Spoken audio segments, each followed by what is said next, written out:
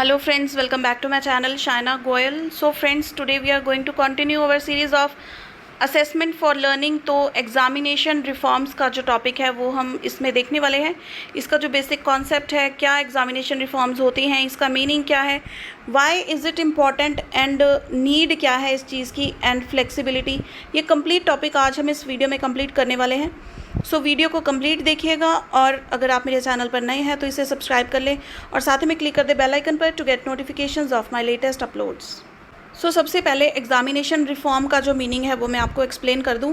Examination reform क्या होता है? एग्ज़ामिनेशन सिस्टम में, ठीक है, जो बच्चों का एग्ज़ाम हम कंडक्ट करवाते हैं, उनकी वैल्यूएशन होती है, वो एग्ज़ाम जिस तरह से कंडक्ट किए जाते हैं उसमें काफ़ी सारी चेंजेस करने की ज़रूरत है। तो वो रिफॉर्म क्या है, जो चेंजेस लेकर आना चाहते हैं, क्या उसके कारण हैं, क्या हम स्टेप्स ले सकते हैं, वो सारी चीज़ें क्या आते हैं एग्ज़ामिनेशन रिफॉर्म्स। रिफॉर्म मतलब दोबारा फॉर्म करना। क्लियर? सबसे पहले हम थोड़ी इंट्रोडक्शन देंगे कि एजुकेशन क्या है। Education is a continuous and life long process of learning. हम जानते हैं ये। The quality of education is intrinsic to the examinations. अब ideally the examinations are meant to test the higher abilities, application of knowledge, creative thinking and problem solving। तो examinations basically क्यों conduct करते हैं? ताकि हम जज कर पाएँ बच्चों की एबिलिटी, ठीक है, उनकी नॉलेज कितनी है, कितनी क्रिएटिव थिंकिंग वो कर पाए हैं, एंड प्रॉब्लम सॉल्विंग एटीट्यूड कितना है। क्लियर? अब इसकी डेफिनेशन हम देख लेते हैं। Examination reforms are basically the changes that are made to improve the functioning of examination system. बिल्कुल सिंपल है, ठीक है। ये क्या होता है? बेसिकली चेंजेस होते हैं जो हम एग्जामिनेशन सिस्टम की फंक्शनिंग में चेंजेस लेके आएँ ताकि हमारा जो सिस्टम है एग्ज़ाम लेने का वो इम्प्रूव हो पाए। इसको हम क्या बोलते हैं? Examination reforms. Now we will see the major trends in improving the examination. तो देखिए, कई बार क्या है ना, डायरेक्ट क्वेश्चन नहीं आता कि सिंपल आप सोचें फ्लेक्सिबिलिटी पे क्वेश्चन आ जाएगा, या फिर जो आपके सिलेबस में है डायरेक्ट आपको क्वेश्चन उठ के नहीं आता है। Major trends in improving the examination, ये भी इम्पॉर्टेंट है। तो आपको घुमा के भी क्वेश्चन आ सकता है कि क्या ट्रेंड्स हैं एग्जामिनेशन को इम्प्रूव करने के लिए। तो ये पॉइंट्स भी आपको पता होना चाहिए। तो आप इसका स्क्रीनशॉट भी लेकर रख सकते हैं। क्लियर? तो सबसे पहला ट्रेंड क्या है? स्टैंडर्डाइज ट्रेडिशनल मेथड से मूव करना है हमें to more flexible purposeful form of questions. Question किस तरह से पूछे जाएंगे? क्वेश्चन लॉन्ग क्वेश्चन हो सकते हैं, एमसीक्यू के फॉर्म में हो सकते हैं, शॉर्ट क्वेश्चंस हो सकते हैं, ठीक है। वैरायटी ऑफ टाइप्स हम इसमें कवर करेंगे। Then from pure memory based questions to analytic questions. जैसे रट्टाफिकेशन होती है ना, रोट मेमोराइजेशन, जैसे हम बीएड के एग्जाम्स भी देते हैं, कितने कितने लेंथी आंसर्स लिखने पड़ते हैं, तो एनालिटिक क्वेश्चंस भी होने चाहिए उसमें। Then from important questions to comprehensive questions.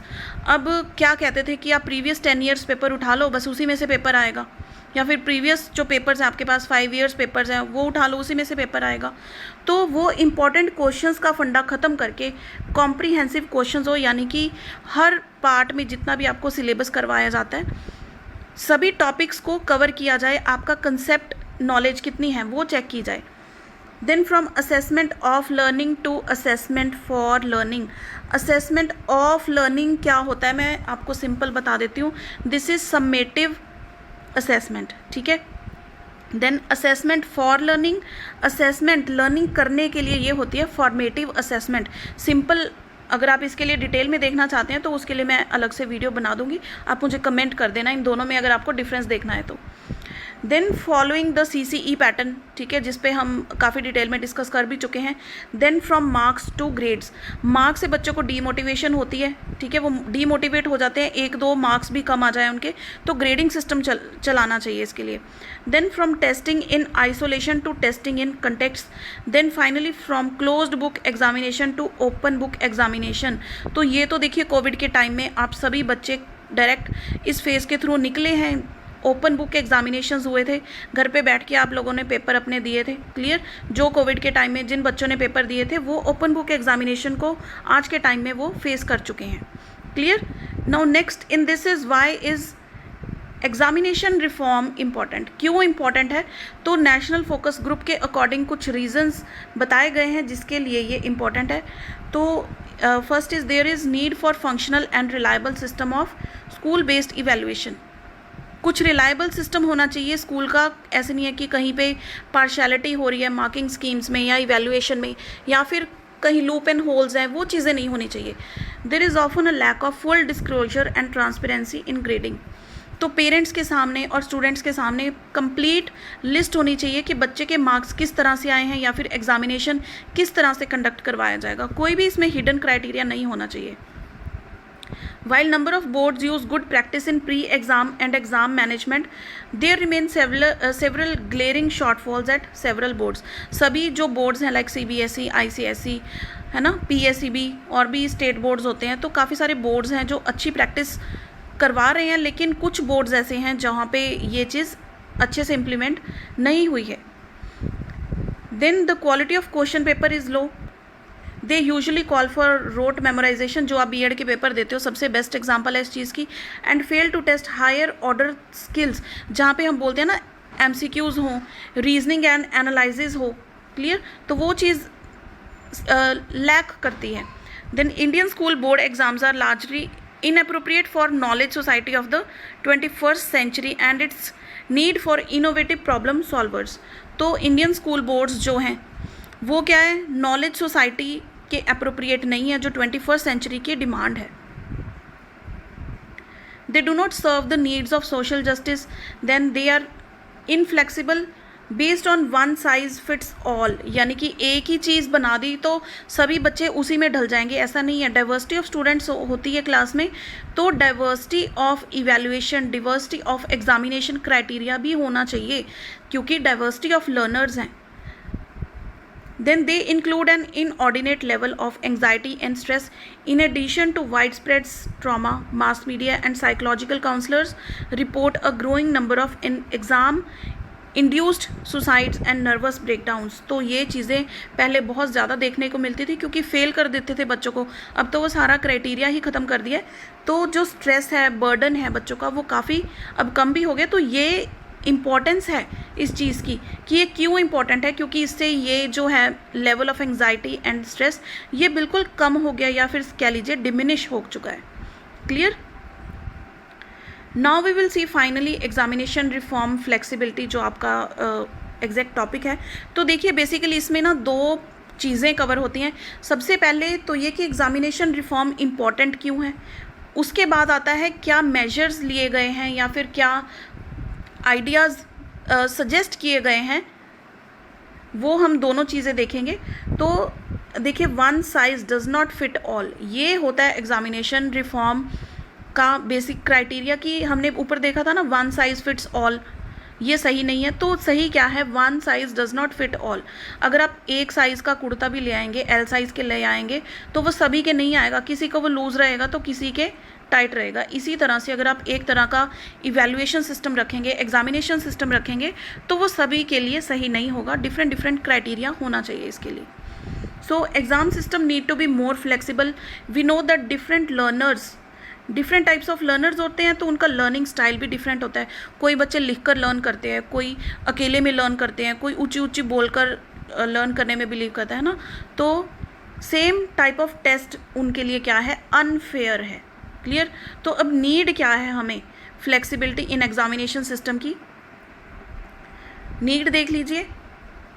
सबसे पहला, meet the emerging needs of modernization. अब हम 21st सेंचुरी की बात कर रहे हैं, मॉडर्न सेंचुरी की बात कर रहे हैं, तो इसमें वेरियस मल्टीमीडिया को यूज़ किया जाना चाहिए.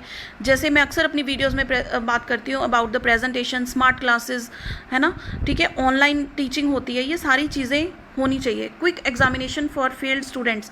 अब जैसे रीअपीयर आती है बच्चों की, तो ऐसे नहीं है कि जो स्टूडेंट्स की सप्ली आ गई है या फेल करने का तो क्राइटेरिया ही ख़त्म कर दिया, तो वो नेक्स्ट क्लास में हो या नेक्स्ट सेमेस्टर में हो, इससे पहले उनका एक रीअपीयर का एग्ज़ाम हो जाना चाहिए ताकि उनका जो प्रीवियस पेंडिंग है, ठीक है, पेपर क्लियर करने वाले, वो कर पाएँ. Then early entry of students to higher education.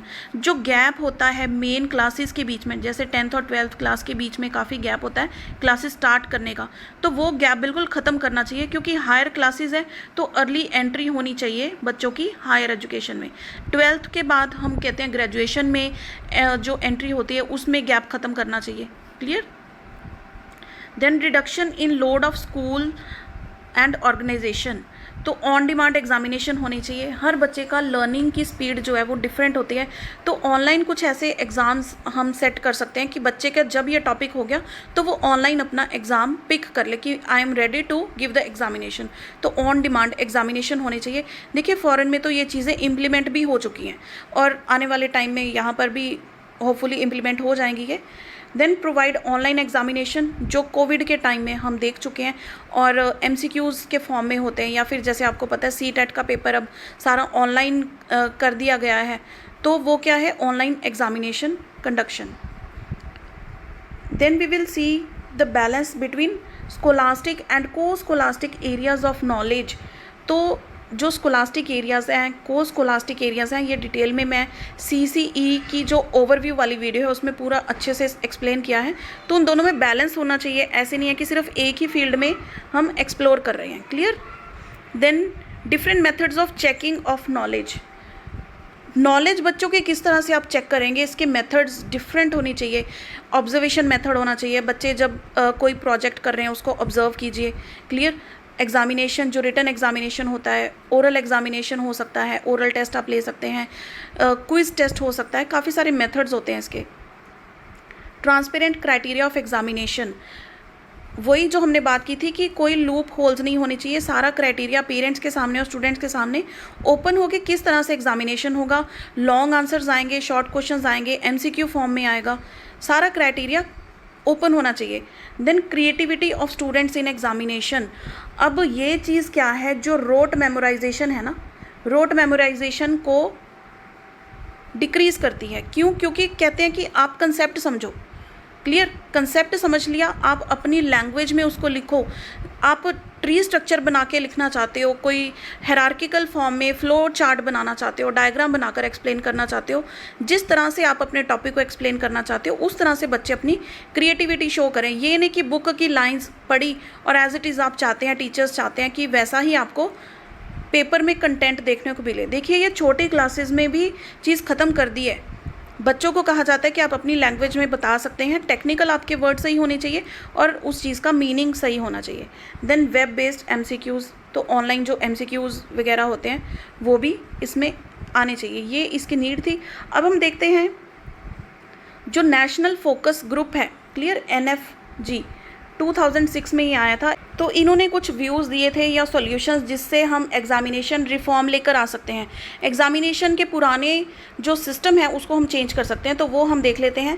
First is there should be more varied modes of assessment. बच्चों की असेसमेंट लेने के काफ़ी तरीके होने चाहिए। First is continuous and comprehensive evaluation, जो हम डिटेल में कर चुके हैं। देन oral testing, group work evaluation, prevent abuse related to internal assessment. अब इंटरनल असेसमेंट के रिलेटेड बच्चों के जो व्यूज़ होते हैं, एब्यूजिव होती हैं, वो प्रिवेंट की जानी चाहिए। तो नेक्स्ट है do not expect everything of everybody in every subject, यानी कि हर बच्चे से एक्सपेक्ट मत कीजिए कि वो हर सब्जेक्ट में अच्छा होगा, हर सब्जेक्ट में अपना 100% पोटेंशियल दे पाएगा। ठीक है, हर पर्सन की अपना इंटरेस्ट होता है, अपनी एक्सपर्टाइज होती है। तो we should not expect everything of everybody in every subject. Clear. आप लोगों की भी वीकनेस होगी, कोई सब्जेक्ट आपका होगा जो आपको नहीं पसंद।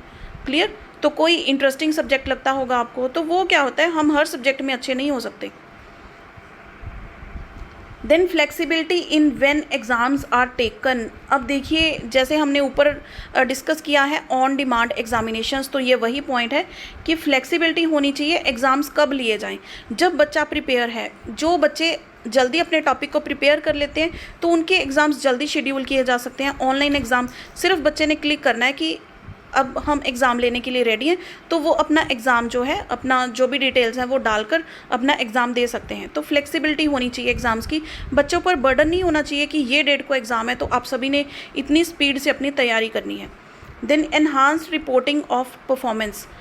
जो परफॉर्मेंस की रिपोर्ट है वो एनहांस्ड होनी चाहिए, पूरी डिटेल में होनी चाहिए, ताकि बच्चा अपनी परफॉर्मेंस को देख पाए और पेरेंट्स के सामने भी प्रॉपर डिटेल्ड परफॉर्मेंस हो पाए। क्लियर। तो आपने अगर नहीं भी देखा ना, तो किसी बच्चे का, स्कूल के बच्चे का रिपोर्ट कार्ड उठा के देखें, वहाँ पे आपको पता लगेगा किस तरह से ग्रेड्स लगाए हुए हैं। स्कोलास्टिक एरियाज़, को स्कोलास्टिक एरियाज़, सभी अलग अलग टॉपिक्स, ये चीज़ें मेंशन होती है रिपोर्ट कार्ड में। ठीक है, जब आप देखेंगे ना आपको बहुत अच्छे से पता लगेगा। अगर मेरे पास कोई रिपोर्ट कार्ड आया ऐसा स्कूल स्टूडेंट का तो मैं डेफिनेटली आपके साथ शेयर करूँगी, उससे आपको क्लियर हो जाएगा। Then percentile rank be given, जो बच्चे को परसेंटाइल रैंक दिया जाता है या ग्रेड्स दिए जाते हैं वो किस पर डिपेंड होने चाहिए? The entire universe of candidate in that subject, all candidates in that school and all candidate in that block.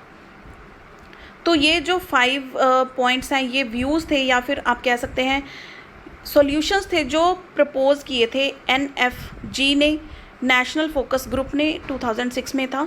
तो यहाँ पर फ्रेंड्स हमारा ये फ्लेक्सिबिलिटी का टॉपिक भी होता है कंप्लीट। इसके जो फर्दर टॉपिक्स हैं वो हम आने वाली वीडियोस में बहुत जल्द डिस्कस करेंगे। सो वीडियो हेल्पफुल रही हो तो इसे लाइक एंड शेयर ज़रूर कीजिएगा।